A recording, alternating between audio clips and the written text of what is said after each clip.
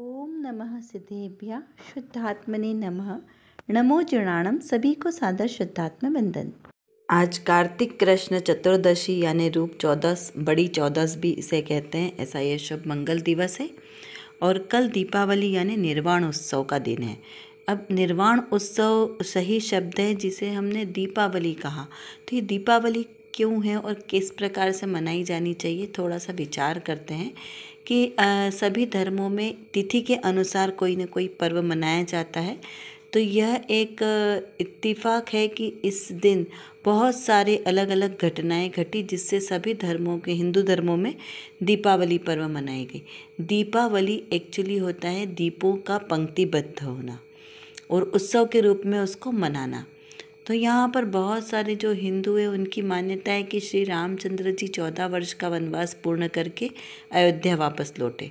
किंतु इसी धर्म में अन्य मान्यताओं में भी ये जो महाभारत का ग्रंथ है उसके अनुसार कोई पांडवों ने वनवास से वापसी की, तो कोई कहता है कि समुद्र मंथन से उत्पन्न हुई लक्ष्मी के जन्मदिन से, तो कोई कहता है कि श्री कृष्ण जी द्वारा नरकासुर का वध किया था, तो कोई कहता है कि विष्णु जी द्वारा नरसंहार रूप धारण किया था, और हिरण्यकश्यप वध से दीपावली से के प्रसंग को जोड़ते हैं।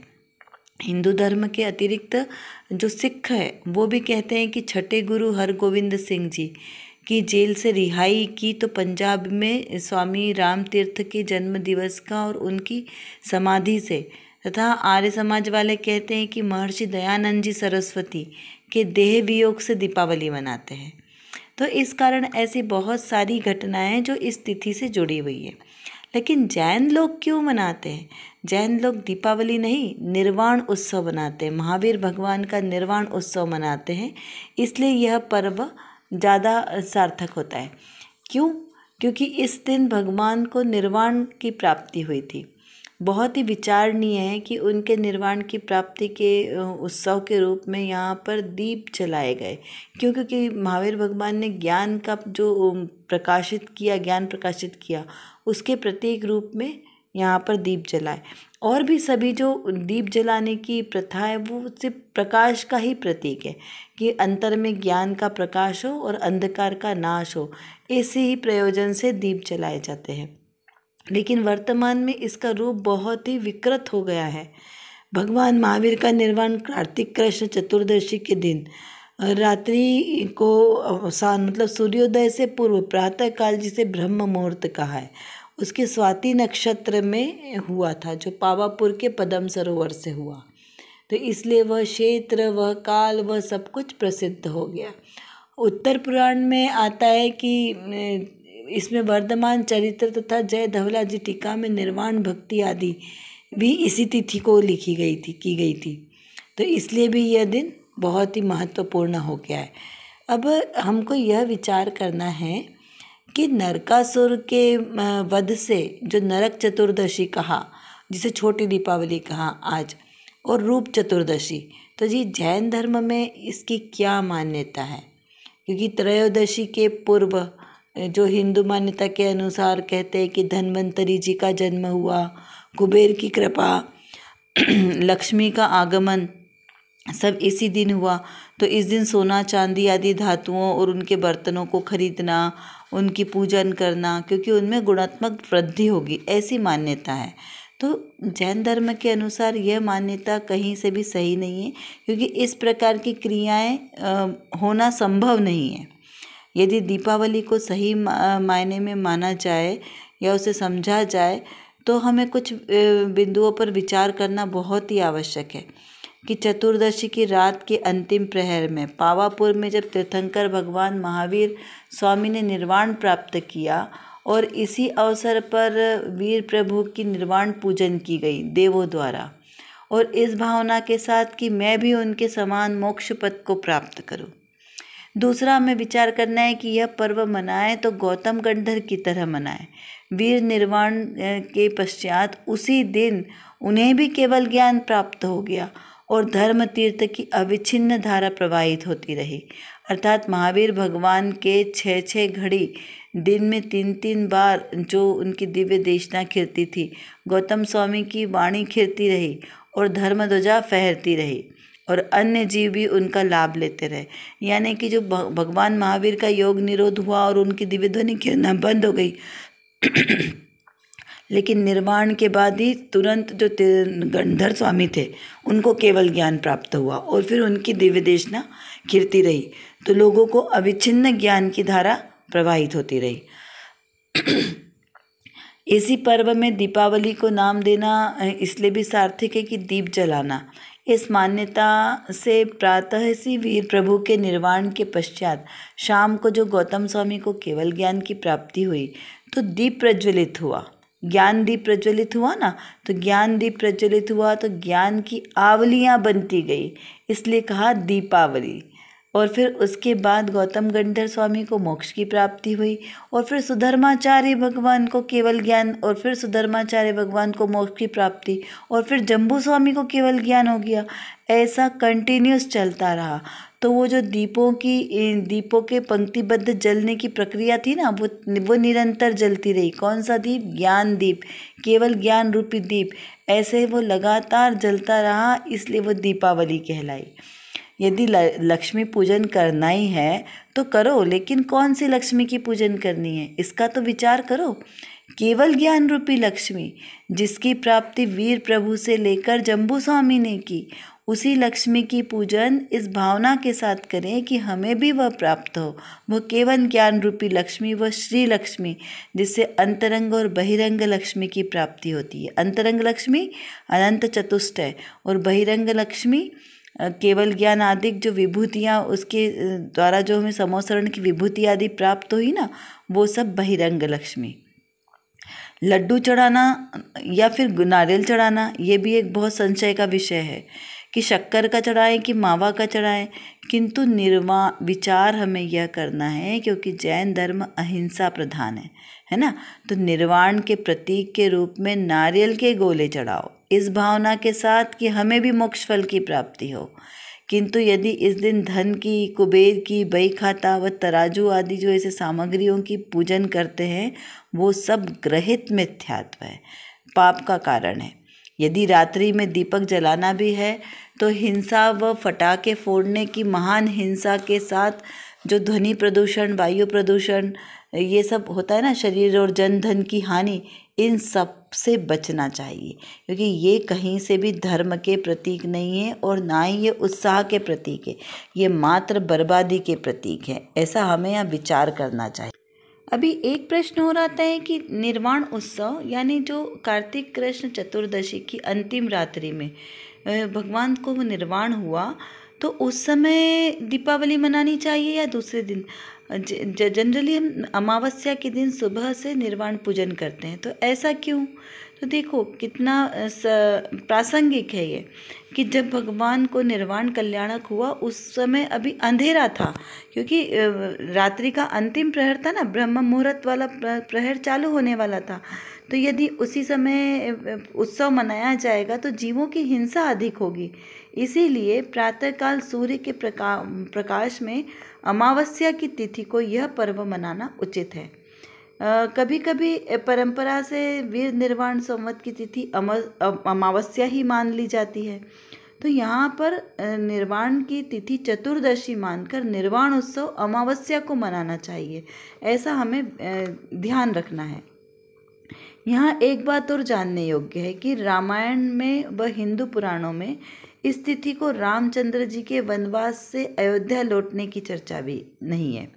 अगर हम पुराने ग्रंथों में देखें ना, तो वहाँ पे इस तिथि में वो नहीं लौटे, वो तिथि अलग है जब वो वनवास पूरा करके अयोध्या लौटे थे। वर्तमान में प्रचलित संवतों में देश का सर्वाधिक प्राचीन संवत वीर निर्वाण संवत है। इसमें जैन धर्म की विशेषता के साथ महिमा आती है और गर्व भी होता है।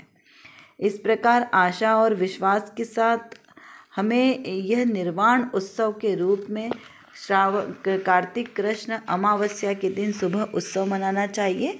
और जो 3 दिन ये पूरे धनतेरस से लेके, ये भगवान के योग निरोध के दिन है, तो धनतेरस नहीं है वो, एक्चुअली धन्यतेरस, या आप उसे ध्यान तेरस भी कह सकते हो।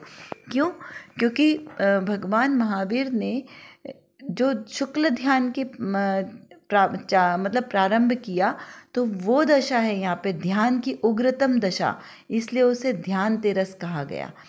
चौदस, क्योंकि वो उस दिन बड़ी चौदस हुई, उस पूरा दिन निर्वाण उत्सव के लिए वो पूरा समर्पित हुआ, तो उसे बड़ी चौदस भी कहा गया। और सुबह तो निर्वाण की उत्सव मनाया गया, इसलिए अमावस्या का। इस प्रकार ये तीनों दिन ही महत्वपूर्ण है। बड़ी बड़ी दीपावली बोलो या उसको निर्वाण उत्सव का दिन बोलो, दोनों एक ही बात है।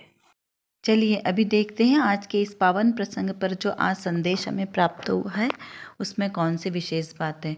इसमें लिखा है कि शास्त्र में जो मुनियों का सर्वदेश त्याग रूप आचरण क्रिया कही है, वैसा ही अपनी पद की योग्यता और अपनी शक्ति विचार के तदनुसार ही यथा योग्य आचरण करना चाहिए।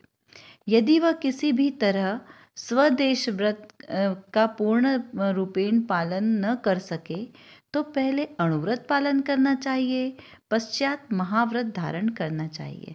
इस प्रकार का संदेश यह श्री पुरुषार्थ सिद्धोपाय जी ग्रंथ के 200 नंबर की जो श्लोक है उसके भावार्थ के आधार से लिया गया है। यह आचार्य अमृतचंद्र देव द्वारा विरचित बहुत ही सुंदर द्रव्यानुयोग का ग्रंथ है।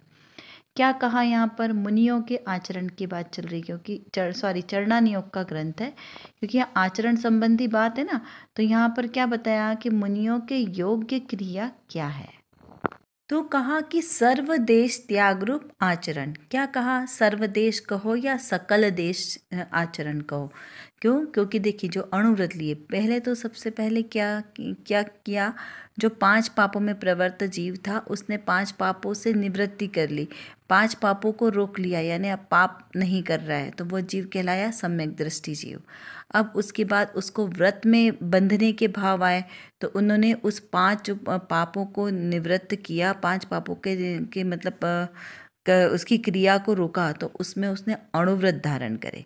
5 पाप कौन कौन से, हिंसा, झूठ, चोरी, कुशील, परिग्रह, इनके एक देश त्याग रूप उसे अणुव्रत कहा, जिसे कहा व्रती। व्रती 5वें गुणस्थान वर्ती, जिसकी 2 कषाय चौकड़ी का अभाव हुआ। अब वो जो एक देश पालन कर रहे थे, जैसे हिंसा झूठ का एक देश पालन, ब्रह्मचर्य का एक देश पालन, यानी स्वदरा संतोषवत, अपनी विवाहित पत्नी के अलावा अन्य किसी से, अन्य सभी माता बहनों के बराबर है, इस प्रकार विचार। अब जब और उग्रता हुई और आत्मा की विशुद्धि हुई 3 कषाय चौकड़ी के अभाव पूर्वक, तब जीव ने क्या किया, सबको छोड़ दिया। तो सर्व प्रकार की हिंसा को छोड़ दिया, सूक्ष्म से सूक्ष्म हिंसा का त्याग किया, तो त्याग हो गया, सहज किया नहीं, क्योंकि सहज क्रिया हुई ना। तो इस प्रकार सर्वदेश त्याग रूप जो आचरण हुआ उसे कहा मुनि अवस्था। वो सहज क्रिया होती, सहज ही, किसी को छोड़ना नहीं पड़ता, कपड़े घर बाहर सहज ही वो छूट जाते हैं, तो वही सहज दशा है, वो मुनि दशा है। तो यहाँ पे कहा कि क्रिया कही, वैसे अपनी पद की योग्यता और अपनी शक्ति अनुसार विचार करके तदनुसार, यानी योग्यता अब यथा योग्य आचरण करना। किसको कहा कि ऐसा नहीं कि सब हमारे फ्रेंड्स लोगों ने मुनि बने तो हम भी जाके मुनि बने, जैसे पूर्व में होते थे ना, तीर्थंकर भगवान ने मुनि दीक्षा अंगीकार की तो उनके साथ कितने सारे राजा लोग भी दीक्षा ले लेते थे। तो यहाँ पर ऐसा देखा देखी दीक्षा नहीं लेना, फिर उसमें से कुछ लोग डिग भी जाते हैं कि जिनसे आचरण नहीं बनता। तो यहाँ पर कहा कि अंतर की तैयारी हो पूरी, तो उसके अनुसार दीक्षा लेना, अंगीकार करना। पहले अंतर की तैयारी देखो, क्योंकि ऊंचा पद लेके नीचे कार्य नहीं करना, वो महादोष का काम है। व्रत लेके व्रत को तोड़ना वो ज़्यादा दोष का काम है। इसलिए यथाशक्ति सोच विचार कर शक्ति अनुसार व्रत धारण करना और उसको पालन भी अच्छे से करना। यदि यह क्रिया भी यदि वह किसी भी तरह से सर्वदेश व्रत पूर्ण रूपेण पालन कर सके तो पहले अणुव्रत लेना चाहिए। पहले क्या विचार करना कि जब उसमें शक्ति हो कि मैं पूरी सकल संयम को धारण कर सकूं, तब उसने क्या लेना है, अणुव्रत लेना है। क्यों, क्योंकि फिर प्रैक्टिस हो जाएगी ना, दोष नहीं लगेगा। और अगर हम बोले कि नहीं हम तो कर सकते, हमने सीधे महाव्रती ले लिए और फिर अगर नहीं बने तो इसलिए कहा कि पहले अणुव्रत धारण करके पहले उतनी प्रैक्टिस करते रहें। तब आप जब परिपक्व हो जाएं, अब आपको वो रोज़ के रूटीन में आ जाए कि नहीं, अब आपको सहज हो गया है इस प्रकार जीवन, तब जाके महाव्रत लेने के भाव करना, तब महाव्रत लेना।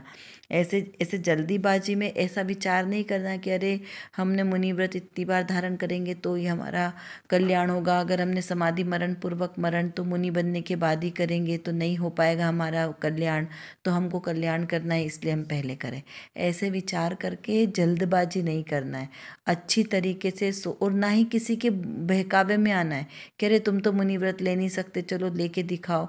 ऐसे कोई कहे तो उससे भी हमारा मुनि व्रत नहीं होता। क्यों? क्योंकि इस प्रकार के परिणामों से गिरने के चांसेस ज़्यादा हैं और मुनि व्रत बहुत ऊंची दशा है, इसलिए वहाँ पर ऊंचा पद लेके नीचे कार्य, गिरने के कार्य, अतिचार लगाने के कार्य बिल्कुल नहीं करना, बहुत महादोष है। देखो अनादिकाल से इतनी बार हम मुनि व्रत धारण करके आए, लेकिन क्या हुआ? कुछ नहीं हुआ, क्योंकि आत्मज्ञान नहीं किया ना। तो पहले आत्मज्ञान तो करें, फिर मुनि व्रत धारण करें, तो उससे हमारी उपलब्धि प्राप्त होगी। ऐसे खाली मुनि व्रत धारण करने से किसी का भी कल्याण नहीं होता। इस प्रकार इसका विचार करना है।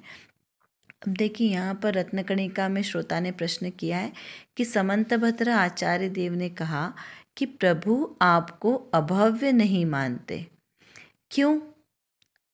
क्या प्रश्न किया कि समंतभद्र आचार्य ने कहा है कि प्रभु आपको अभव्य नहीं मानते। प्रभु भगवान किसको, भक्त को अभव्य नहीं मानते। वो क्या मानते कि ये भक्त भी मेरा भगवान बनने के योग्य है, भव्य है।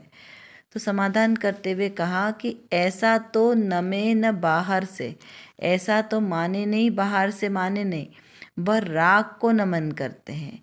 कौन? जब समंतभद्र आचार्य देव भगवान को नमस्कार करते हैं तो तब क्या कहते हैं? नमो अरिहंताणम करे और 4 मंगल भी बोले। तो ये क्या हुआ? बाहर से स्तुति करना हुआ ना। क्यों? क्योंकि इसको क्या कहा? सूक्ष्म परिस्तुति बोला ना।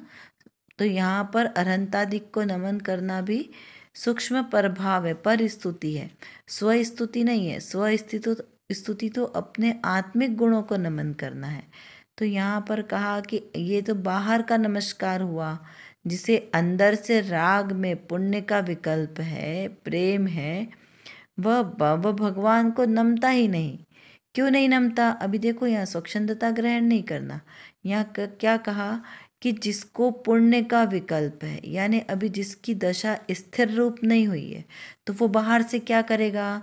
देव शास्त्र गुरु, सच्चे देव शास्त्र गुरु की पूजन भक्ति आदि करेगा, उनकी भक्ति में अनुराग करेगा, है ना। इस प्रकार से सब क्रियाएं करेगा। लेकिन जिसकी रुचि अंतर में स्थिर हो गई है, आत्मस्वरूप में स्थिर हो गई है, तो वो अपनी उस स्थिर दशा को छोड़ के बाहर क्यों जाएगा पूजा पाठ करने? क्योंकि उसको तो अपना आत्मा, अपना भगवान आत्मा सहज सामने प्रकट रूप में दिखाई दे रहा है ना। तो वो तो उसी मस्ती में मस्त है। वही आत्मिक आनंद सबसे बड़ा आनंद है।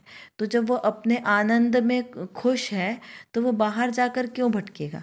अरे यदि आपके घर में भोज्य पदार्थ भरपूर मात्रा में रखा है और भोजन भी बना हुआ रखा है, तो आप बाहर जाके भीख मांगने क्यों जाओगे भोजन के लिए? कोई जाएगा क्या? नहीं जाएगा ना। तो वैसे ही जब आत्मा में सुख की अनुभूति हो ही रही है, तो वो जीव बाहर में जाके भगवान की वंदना करने, स्तुति करने नहीं जाएगा। इस प्रकार से यहाँ समझाया है कि यदि भगवान की स्तुति पूजन का भाव आ रहा है, इसका मतलब कि वहाँ पे अभी सूक्ष्म राग है।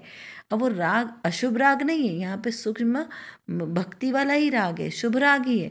लेकिन वो राग तो राग है ना, अभी पूर्णतः वीतरागता नहीं हुई है, इसलिए वहाँ पर राग का अंश तो है।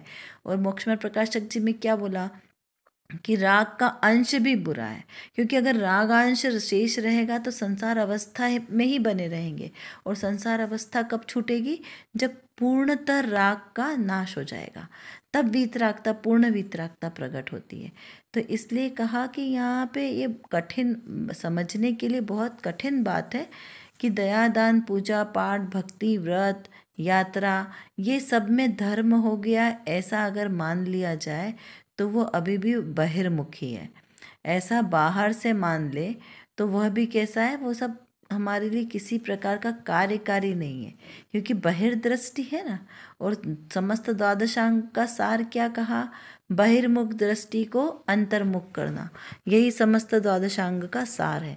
तो यहाँ पर बहिर्मुख दृष्टि जो पर द्रव्यों में लग रही है, पर रागों में लग रही है, इन सब को वहाँ से हटा के अपने एक निःशुद्धात्मा पर केंद्रित करना, वह स्वभक्ति है। वह स्वदेश अपना बोलते ना स्वरूपाचरण चारित्र बोलो, सकल संयम बोलो, ये सब वहाँ से स्टार्ट होता है। तो यहाँ पर हमें विचार अब ये करना है कि जिसे राग की रुचि है वह वीतरागता का भक्त नहीं है ना, क्योंकि भक्त नहीं भगवान बनेंगे, हम भक्त नहीं बने रहेंगे, भगवान बनना है तो पूर्णतः वीतरागता चाहिए। और रुचि भी कैसी, दृढ़ श्रद्धान वाली रुचि चाहिए, अडिग रुचि, कि कोई कितना भी आके हमें डिगाने का प्रयास करे, लेकिन जिन शासन के प्रति, जैन सिद्धांतों के प्रति हमारी आस्था दृढ़ होनी चाहिए, तो उसको कहा कि दृढ़ रुचि है आपकी। तो ऐसा समंतरभद्र आचार्य देव ने कहा है कि समझ में आया, जो जीव अपने आत्मा का ध्यान करता है, आत्मस्वरूप को जानता है, पहचानता है, उसमें लीन रहता है, वही जीव भवलीन है, भाव से पार होने वाला है। ऐसा जो आज का भी ये जो दीपावली का शुभ अवसर चल रहा है ना, ये इसी निर्वाण उत्सव को बताने वाला है कि किस प्रकार से महावीर भगवान ने योग निरोध करके अपने आत्मस्वरूप को प्रकट किया, और आत्मस्वरूप को प्रकट करने से उन्हें कौन सी दशा प्राप्त हुई, निर्वाण की दशा प्राप्त हुई। तो ऐसा ही निर्वाण अब हमें भी प्राप्त हो, इस भावना के साथ हमें यह निर्वाण उत्सव मनाना है। चलिए अब कुछ प्रश्नों के माध्यम से थोड़ा सा चिंतन को बढ़ाते हैं। ये कल्याणक क्या होते हैं? तीर्थंकर भगवान के 5 कल्याणक होते हैं, तो ये कल्याणक क्यों मनाए जाते हैं, कौन मनाता है और किनके मनाए जाते हैं, इसका विचार करें। निर्वाण कल्याणक और निर्वाण में क्या अंतर है, निर्वाण किसका होता है और निर्वाण कल्याणक किसका मनाया जाता है, इस प्रकार हमें विचार करना है। अणुव्रत और महाव्रत में क्या अंतर है? आचार्य समंतरभद्र देव को कलिकाल सर्वज्ञ देव क्यों कहा गया है, इसका विचार करें। पूजन गुणों की होती है या व्यक्ति विशेष की पूजन होती है, इसका भी बहुत सावधानी से विचार चिंतन कीजिए। देखिए जितना चिंतन करेंगे ना, उतने आपको सभी अपने प्रश्नों के समाधान सहज ही मिल जाएंगे, और यदि नहीं मिलते हैं तो आप हमसे पूछ भी सकते हैं या अपने आसपास किसी साधर्मियों से भी पूछ सकते हैं। कर विचार तो पाम, हम जितना विचार करेंगे उतना ही हमारा विषय क्लियर होगा, क्योंकि हमारे पास समय की कमी है और जानना बहुत ज़्यादा है। और किसको जानना है? अपने ही ज्ञायक स्वभाव को जानना है। तो जब तक हम अपने इस ज्ञायक स्वभाव को नहीं जानेंगे तब तक हमारा कोई भी कार्य सिद्ध नहीं हो सकता। तो एकमात्र जो मेरे अंदर, मतलब मेरे आत्म स्वभाव में जो ज्ञान नाम का विशेष गुण है, इस गुण को एकमात्र अपने ज्ञायक स्वभाव को जानने में लगाएं तो निर्विकल्प दशा की प्राप्ति होगी, और इस निर्विकल्प दशा के ही आश्रय से हमें शाश्वत सुख की प्राप्ति होगी। तो वो शाश्वत सुख हमें प्राप्त हो, इसीलिए पुरुषार्थ करना आवश्यक है। उसके लिए व्यवहार से तो सच्चे वीतरागी देवशास्त्र गुरु का आश्रय लेना योग्य है, और निश्चय नय से मेरी निज शुद्धात्मा का आश्रय लेना ही सर्वश्रेष्ठ उपाय है। अभी के लिए बस इतना ही, विशेष चर्चा हम आगे की कक्षाओं में करेंगे। तब तक हम अपने आत्मस्वरूप को जानें, पहचानें और उसी में लीन रहें। इसी विशेष मंगल भावना के साथ आप सभी को सादर जय जिनेंद्र।